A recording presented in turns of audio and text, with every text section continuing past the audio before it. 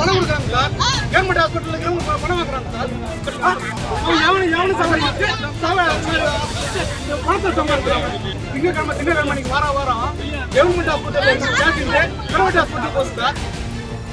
கர்ப்பப்பை கட்டி சிகிச்சைக்காக அனுமதிக்கப்பட்ட பெண் உயிரிழந்த சம்பவத்தை கண்டித்து செங்கல்பட்டு அரசு மருத்துவமனை முன்பு உறவினர்கள் சாலை மறியல் போராட்டத்தில் ஈடுபட்டனர். செங்கல்பட்டு மாவட்டம் மேல்மருவத்தூர் ராமாபுரம் பகுதியைச் சேர்ந்த செல்வி என்பவர் கர்ப்பப்பை கட்டி நோய்க்காக படாலம் பகுதியில் உள்ள தனியார் மருத்துவமனையில் சிகிச்சை பெற்று வந்தார்.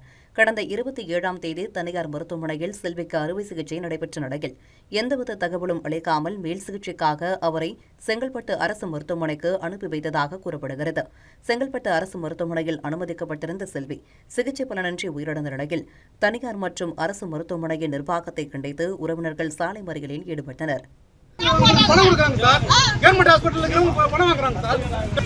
அதுதான் சார் இவங்க எல்லாம் பண்றாங்க.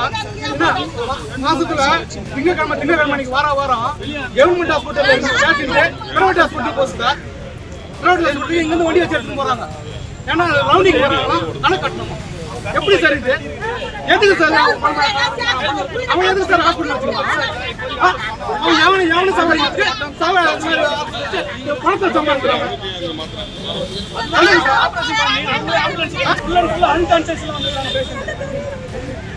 எதுவுமே தெரியாத நீங்க விட்டுட்டு இப்போ கேட்டாங்க சார் ஆபரேஷன் பண்றதுக்கு முன்னாடி எல்லா டெஸ்ட்டும் தான் ஆபரேஷன் பண்ணலாம்.